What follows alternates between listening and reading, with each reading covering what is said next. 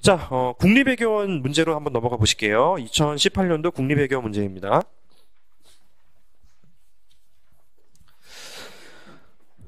뭐 일일이 전부 다 풀어본다기보다는 좀 쉬운 문제들은 좀 빨리 진행할 수 있기 때문에 뭐 2시간 안에는 마무리가 될 거라고 생각해요.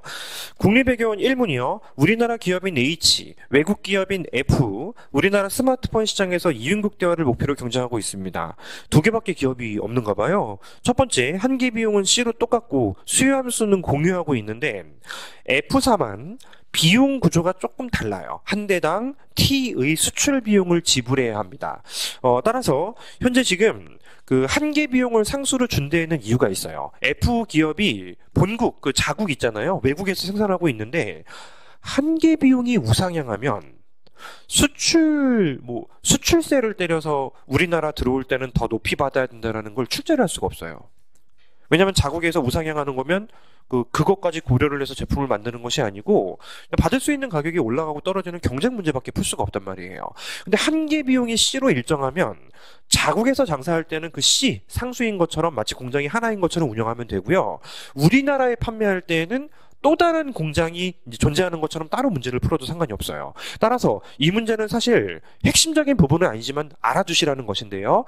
해외에서 국내로 들어올 때 과점인데 거기에 뭐 수출 비용 또는 보조금 이런 걸 때릴 때 한계 비용이 상수로 설정된 데는 이유가 있다라는 것도 기억은 좀 해주자는 거예요. 이 문제 풀 때는 상관없습니다. 그대로 푸시면 되고요. 근데 사실 제가 뭐 열심히 풀어보고 뭐 적어보고 할 문제는 아닌 것 같아요. 간단하게 해설지를 보시면서 넘어가도 될 것 같습니다. 1번, H사는 F사 생산량을 예측하여 먼저 생산량을 결정하고 이제 따라갑니다. 임의의 T에 대하여 각 기업의 생산량을 구하시오라고 하죠. 두 번째 문제를 읽어보니 동시에 생산량을 결정한다. 그러면 여기까지 왔으면 대충 답이 나와야죠. 첫 번째는 슈타켈버그, 두 번째는 꾸르노예요. 보통 일반적으로 지금까지 기출이 등장할 때 슈타켈버그가 출제될 때에는 아니죠. 과점 시장이 출제될 때에는 대부분 꾸르노부터 먼저 물어봤어요. 꾸르노부터 먼저 물어보고 그리고 슈타켈버그를 물어보거나 또는 뭐 카르텔 등을 물어볼 수도 있고 뭐 베르트랑을 물어볼 수도 있는데 왜냐하면 특히 이 슈타켈버그의 경우는 꾸르노에서는 둘 다 추종자잖아요. 그 반응 함수가 나오죠.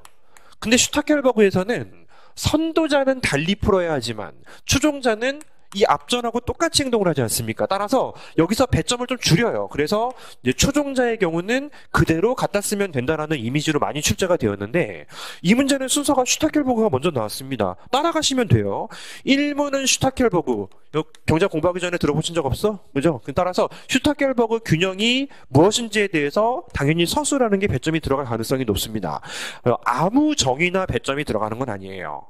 일반적으로 정의에 배점이 들어가기 위해서는 정의가 문제를 푸는 방향을 제시해준다고 판단이 되었을 때 일반적으로 배점이 들어갑니다. 근데 그걸 우리가 어떻게 구별을 해내요? 따라서 그냥 뭐 이게 배점이 들어가야 되건 들어가지 않건 신경 쓰지 말고 굉장히 빠른 속도로 너무 장황하지 않게 빨리 정의를 무조건 적는 것이 저는 훨씬 더 우월한 전략이라고 생각해요. 따라서 얘는 서술인데 문제 푸는 방향을 잡아주기 때문에 배점이 무조건 들어갑니다. 그리고 두 번째는 도출하면 되죠. 도출하면 되는데 무조건 추종자부터 먼저 도출하셔야 됩니다. 왜냐하면 추종자의 반응함수, 여기서는 이제 F기업이 추종자가 되니까요. 반응함수 도출하는 게 선도자 입장에서는 자신의 제약 조건에 무조건 포함이 되어야 되기 때문에 그렇죠. 따라서 슈타켈버그는 이제 먼저 풀 때에는 추종자부터 먼저 접근하는 것이에요. 하지만 지금 뭐 풀어볼 정도로 난이도가 높아 보이진 않습니다. 뭐 해설지 보고 충분히 점검할 수 있는 내용이라고 생각이 되니까요. 눈으로 따라가시죠. 추종자의 행동 원리 반응함수 T를 그대로 내버려 두시고 뭐 미지수가 많지만 과정 자체가 달라지는 건 아니잖아요. QF로 정리된 RF를 정리하시면 되겠고요. 선도자의 행동 원리는 T가 포함되어 있지 않은 채로 제약 조건에 목적식 있죠? 목적식에 자신이 컨트롤할 수 있는 변수를 제외한 그 어떤 변수도 남겨두지 않는 목적식을 짜는 것이 중요한데 그걸 위해선 얘가 필요합니다. 자신의 목적식에 Q, F 자리에 얘를 때려 박아야지 자신의 생산량 함수가 등장하게 되는 거잖아요. 그렇게 정리하시고 전미분하시면 돼요. 추종자 미분할 때는 편미분. 왜요? 추종자는 상대방의 수량을 추측된 변화가 0이라고 가정하고 접근하는 거니까요. 하지만 두 번째 선도자의 경우는 전미분을 하셔야 되겠습니다. 왜요? 자신의 목적식에 자신이 컨트롤할 수 있는 변수를 제외한 나머지가 다 빠져버리기 때문이죠. 그죠?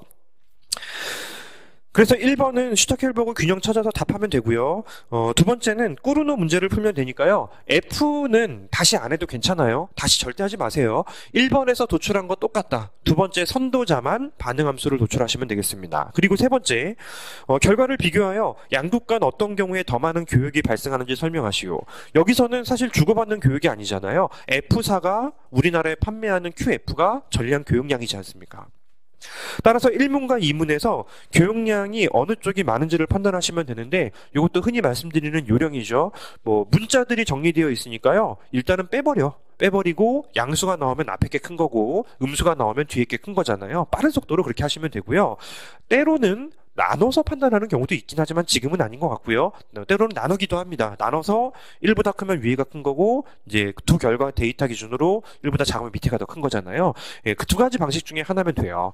따라서 어느 쪽이 더 크다라는 게 이미지를 잡으면은 그림으로도 나타나는데 이게 수식으로 간단하게 증명해 주는 걸 제일 좋아하시기 때문에 1번에서 2번의 QF를 빼고 음수가 나왔으니 꾸르노가 많다라고 하시면 됩니다. 근데 그래프 역시 마찬가지라고 해요. 그래프가 문제 풀 때 굉장히 중요하다고 판단되면 배점이 무조건 들어가는데 항상 그렇지는 않습니다. 하지만 이 문제는 의미가 있어요. 여기 Q2 아니지 QH QF라고 잡아주시면은 이제 T를 포함한 채로 두 기업의 반응 곡선이 존재하게 됩니다. 사실은 얘가 조금 더 아래쪽에 위치해요. 원래 이제 대등하게 위치가 똑같하고 45도가 교점이어야 하는데 이게 지금 T 때문에 조금 밑으로 내려온단 말이에요.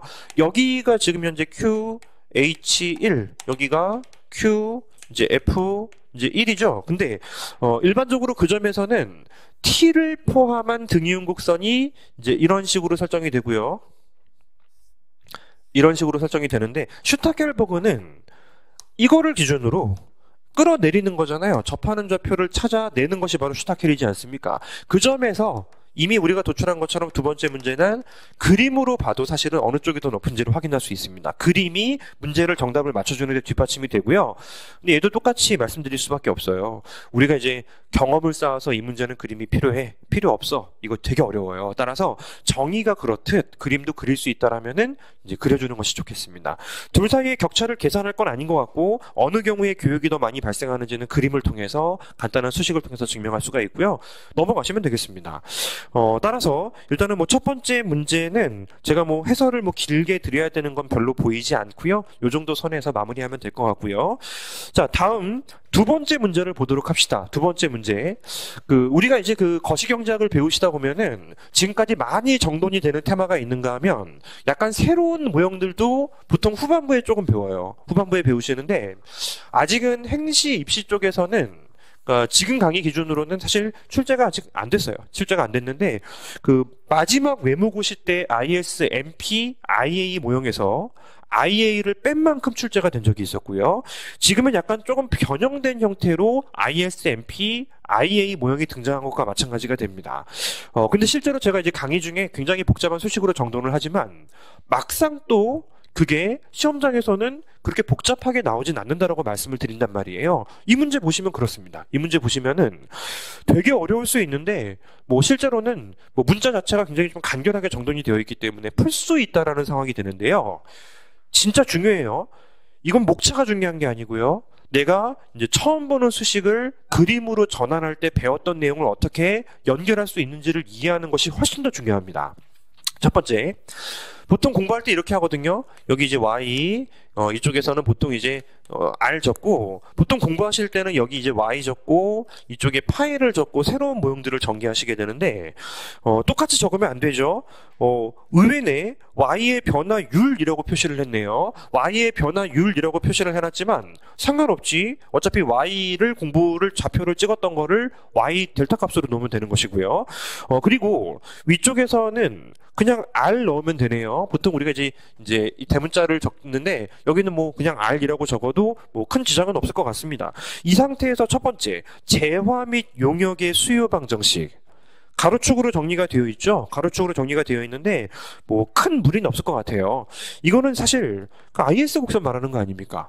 그죠? 재화와 용역의 수요 방정식.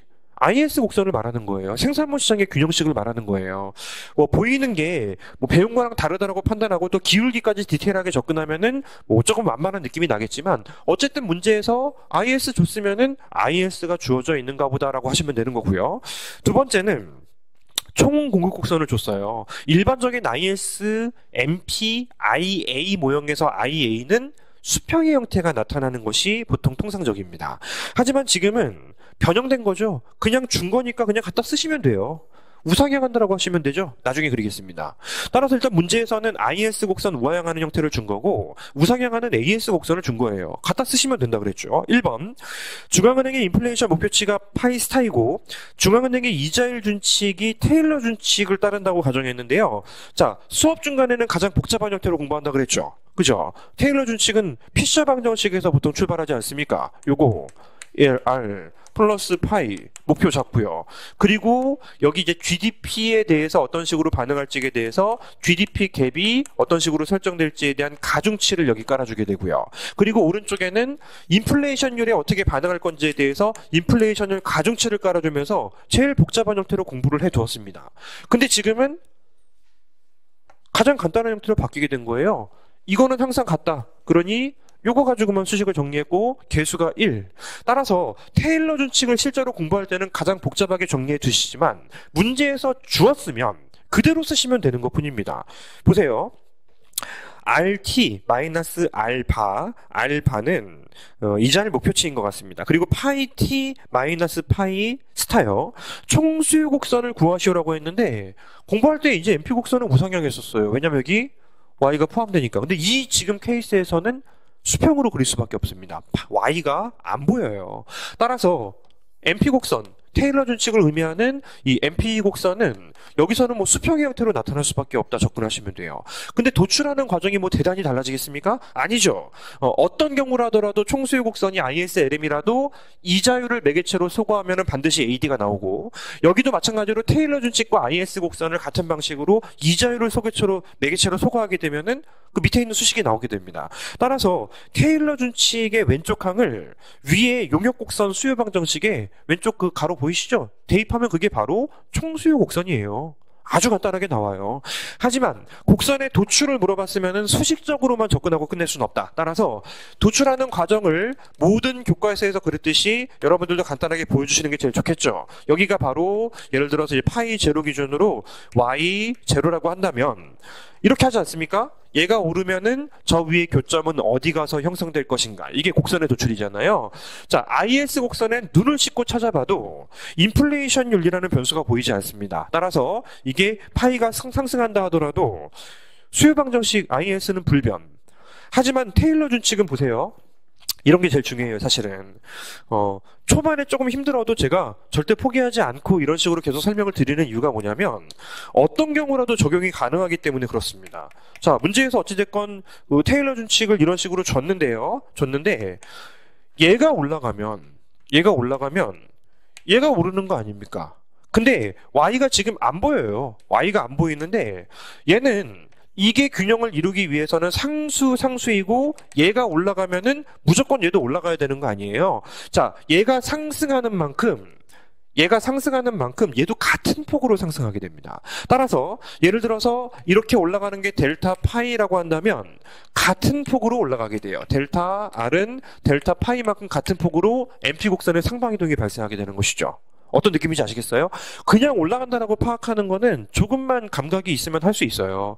하지만 이제 오늘 풀어볼 문제들에서도 정확한 델타 값에 대해서까지 제가 진지하게 말씀드린 문제들이 몇 개 있기 때문에 미리 좀 말씀을 드리는 겁니다. 얘가 올라가는 폭이 상수니까 얘 상승폭이지 않습니까? 따라서 MP 곡선이 올라가고 교점이 왼쪽에 형성되어 있으므로 우하향하는 AD 곡선 도출 하시면 되는 거예요. 1번 문제는 AD 곡선을 도출하는 문제였던 것 같습니다. 두 번째, 중앙은행 이자율 준칙이 똑같고요.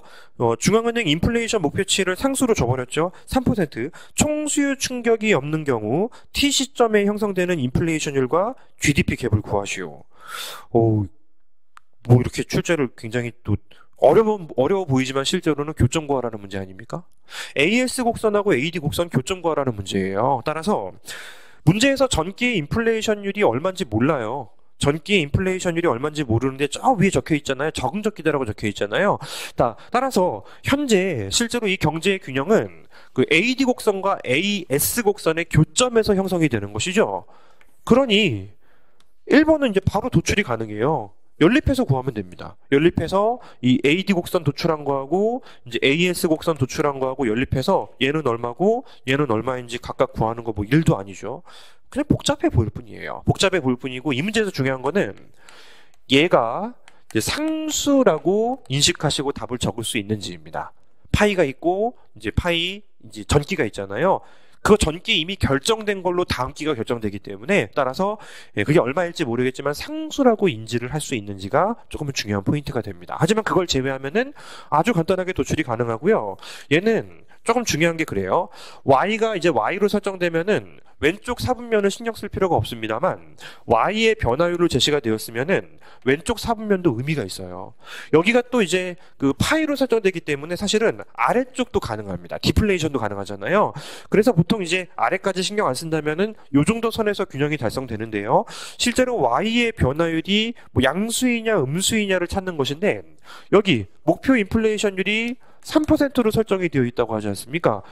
AS 곡선과 AD의 곡선 교점이 오른쪽에 위치할 수도 있고 왼쪽에 위치할 수도 있어요.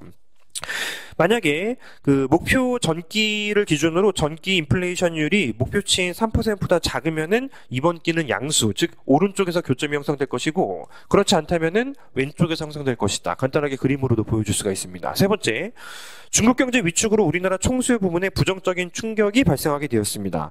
인플레이션율과 GDP 갭은 어떤 영향을 받는지 접근하라는 것인데요. 이 역시 마찬가지로 위에서 연립방정식을 풀 때 원래는 총수요 충격이 0이라고 가정하고 답을 했지만 이거를 그대로 없애지 않고 미지수로 둔 채로 다시 한번 교점을 필요가 있겠죠. 교점을 구하시면 되고요. 그리고 그 충격이 발생하게 되면은 그 각각 양수로 플러스가 되어 있기 때문에 둘 다 증가한다라고 보시면 돼요. 둘 다 증가한다. 따라서 현재 만약에 경제 균형이 안정적이라면은 예상컨대 3% 목표치 기준으로 여기서 균형이 달성되고 있을 거 아닙니까? 여기서 AD와 AS 곡선이 교차하고 있을 거 아니에요. 우상향하는 거 적고 AD 곡선은 우하향한다고 설정되었는데 이제 부정적인 충격이 발생하게 되면은 이게 음수가 되는 거잖아요. AD의 좌측 이동이 발생하게 됩니다. 따라서 경제의 균형은 Y도 줄고 파이도 줄어드는 형태를 좌표를 찍을 수가 있게 되는 거죠. 어떻게 보면 대단히 어려워질 수도 있는 문제예요. 근데 또 어떻게 보면은 대단히 어려울 것도 없는 문제이기도 합니다. 실제로 문제에서 주어진 것들을 그냥 쓰시기만 하면 되고요. 계속 내내 공부를 Y로 해왔지만 그냥 Y에 세모 붙인 걸로 접근하면 충분하고요.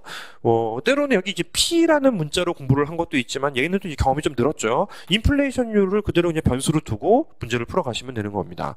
따라서 실제로 어떤 문제를 어떤 식으로 풀어가는지가 이제 문제에서 주어진 정보를 내가 얼마만큼 잘 활용하는지에 의해서 결정이 되는 거예요. 자, 18년도 국립외교원 3문을 같이 보겠습니다. 굉장히 사실 쉬운 문제예요. 쉬운 문제인데 그 박스 안에를 봐주시면은 좀 이게 눈에 좀 잘 안 보이는 느낌이죠. 자, 요거를 좀 해석할 수 있으면은 좀 쉽게 접근되는 문제이고 그렇지 않다면 조금 이제 뭐가 좀 달라지나라는 함정을 스스로 팔 수도 있는 문제 타입 중에 하나이기도 합니다. 실제로 이게 수학에서 좀 나오는 개념이 좀 하나 있어요. 예전과 달리 지금은 이제 경제 수학을 전공하신 분들이 젊은 분들이 이제 출제로 좀 많이 들어가기 때문에 같은 표현을 하더라도 약간 조금 이제 수학적인 부분을 담을 가능성이 좀 높아서요. 그런 부분을 약간 소개를 시켜 드리려고 하는데요. 이 정의 있잖아요. 자연 로그 할 때 밑에 밑수로 나오게 되는 이라는 그 정의 자체는 사실은 이렇다고 합니다. 리미트 x가 0으로 수렴할 때 실제로 이 구조가 이제 2가 돼요. 1 플러스 x에 x분의 1 자, 이게 바로 일반적으로 이제 리미트가 이제 x 수렴한다라는 그 작은 오차에 대해서만 이제 이의 정의입니다. 정의는 사실 뭐 누구도 뭐 물어볼 필요는 없는 거예요. 뭐 암기를 하면서 보통 이제 우리 고딩들도 이제 공부를 시작하게 되고 여러분들이 또 기억이 나실지 모르겠어요. 자, 이 구조를 기본적으로 가지고 있는데 그 왼쪽에 보시면은 이제 로그라고 적혀 있지만 경제학에서 시험 문제에서 다 로그라고 적어놔도 무조건 ln이에요. ln으로 접근하시면 되겠고 그 ln을 기준으로 왼쪽에 이렇게 적혀 있잖아요. ln 왼쪽에 이제 보면은 이제 다음 기에 대한 예상치나 다름없습니다. 그리고 이쪽은 이제 이번 기를 기준으로 이렇게 뺀 것이 둘의 변화율을 의미하게 돼요. 둘의 변화율을 의미하게 되는데 자, 이 구조를 여러분들이 이해하기 위해서 사실은 이제 약간 조작을 하실 필요가 있습니다. 변화율에 대해서 진행을 하는 것이기 때문에 이 변화율을 가지고 표현을 하면은 얘는 이제 ln으로 엮을 수가 있죠. 얘 이제 분자 분모 집어넣을 수 있잖아요. 따라서 좀 편의상 이렇게 해볼게요. 예, 2t분의 2t 플러스 1 정도로 보셔도 상관이 없을 것 같고 얘는 ln을 기준으로 2t 자 1 마이너스 2t를 기준으로 봤을 때는 델타 값을 의미하게 되는 겁니다. 델타 값을 의미해서 델타 뭐 2 정도로도 보실 수 있겠네요. 자, 뭐 사실 뭐 똑같은 개념이죠. 둘 똑같은 개념이고 자, 얘를 기준으로 우리가 실제로는 그 리미트 기호를 사용해서 조금 변형을 시킬 수가 있게 됩니다. 이 통째로 가는 거예요. 통째로 가는데요. ln을 기준으로 1 마이너스 2t분의 이제 델타 2라고 설정을 하신 상태에서 여기에 그 분자 분모에 이거 통째로 이제 로그를 취하게 됩니다. 이거 로그를 취하게 되면은 여기에 얘를 집어넣기 위해선 여기도 얘를 집어넣어야죠. 그죠? 똑같은 수식이죠. 그럼 이 통째로 놓고 봤을 때 큰 변화가 아니다라고 판단하게 되면은 이 전체 값이 실제로는 1로 떨어질 수밖에 없어요. 그 남는 부분은 결국 이거예요. 2t분의 델타 2를 말하는 것이고 결국 이게 그 일반적인 이자율 평가설의 그 오른쪽에 위치하는 거 아닙니까? 2의 변화율에 대한 예상치를 말하는 거잖아요. 따라서 그 유의엄 이자율 평가설 해설지 첫 번째 줄에 제가 이게 답안지에서 실제로 필요한 작업인지는 의심스럽지만 어쨌든 기출을 통해서 이제 나왔던 표현 방식이기 때문에 약간 소개시켜드리는 그 형태로 여러분들에게 제가 뭐 전달을 좀 해드리려고 계획을 좀 짰어요. 근데 이제 뭐 문제는 어차피 그 위에 있는 그 표 자체가 뭐 누가 봐도 사실 이자율 평가설일 수밖에 없잖아요. 국제 피셔관계를 나타내게 되죠. 또 그리고 익스펙테이션이 들어간 것이기 때문에 뭐 개념상으로는 배운 그대로의 수식이다라고 인지하고 문제를 풀어가면 됩니다. 현재 시점에서 미국의 명목 이자율 인상이 예상되고요. 동시에 남북한 긴장 완화로 지정학적 위험이 감소될 것으로 전망됩니다. 두 가지 요인이 각각 명목 환율에 미치는 독립적인 영향을 위 수식을 이용하여 설명하시오라는 것이죠. 따라서 이자율 평가서를 우리가 다시 한번 재차 정리하고요. 이제 일반적으로는 오른쪽으로 그려도 상관없지만 이게 조금 더 눈에 좀 잘 익잖아요. 왼쪽에 그려도 상관없겠습니다. 이쪽을 환율로 이제 세로축을 이자율로 설정해서요. 일반적으로 이렇게 생겨먹은 게 해외 수익률 곡선이고요. 국내에서 설정되는 것이 I로 설정되면서 이런 식으로 국내 이자율 곡선이 설정이 되죠. 미국이 그 명목 이자율 인상이 지금 발생한 건 아니고 예상만 되고 있습니다. 예상되면은 미국의 명목 이자율 상승이 예상되면은 이거는 이제 다음 기 수익률 곡선 기준으로 수식으로 드러나는 것처럼 곡선이 상단으로 올라간다라는 상황이 발생하는 게 이제 예상이 되는 거죠. 따라서 첫 번째 케이스는 얘를 위쪽으로 끌어올리며 환율을 올리는 힘을 가져요. 직관적으로는 미국의 명목 이자율 상승이 예상되면 자본의 유출이 발생할 거 아닙니까? 자본의 유출이 발생하는 게 이제 미국의 수익률이 더 높아질 거라고 예상하기 때문이고요. 해외 수익률 곡선의 상방 이동이 발생하는 것이죠. 근데 이제 우리나라의 지정학적 위험이 감소될 것이다라는 건 배우신 부호하고 달라도 상관없습니다만 우리나라의 리스크가 줄어드는 것을 의미하게 됩니다. 따라서 리스크의 하락은 이 곡선을 하단으로 떨어뜨리니까요. 환율을 하락시키는 거죠. 직관적으로는 우리나라가 덜 위험해졌기 때문에 자본의 유입이 예상되고 환율의 하락이 떠오르는 거예요.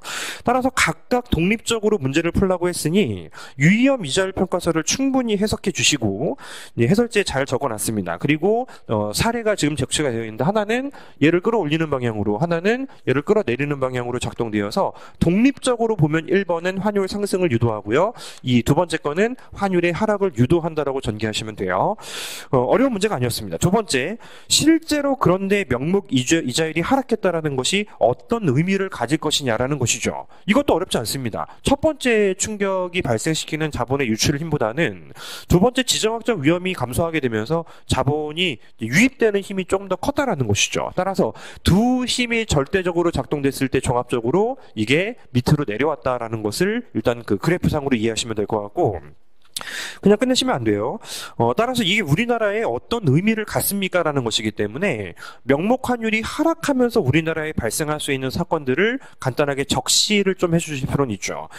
그래서 이제 마샬론어 조건이 성립된다라면은 경상수지는 악화될 것이지만 뭐 단기적으로는 제이커브 미미한 환율 전가 등이 발생할 수 있다. 이런 거 서술하시면 될 것 같고요.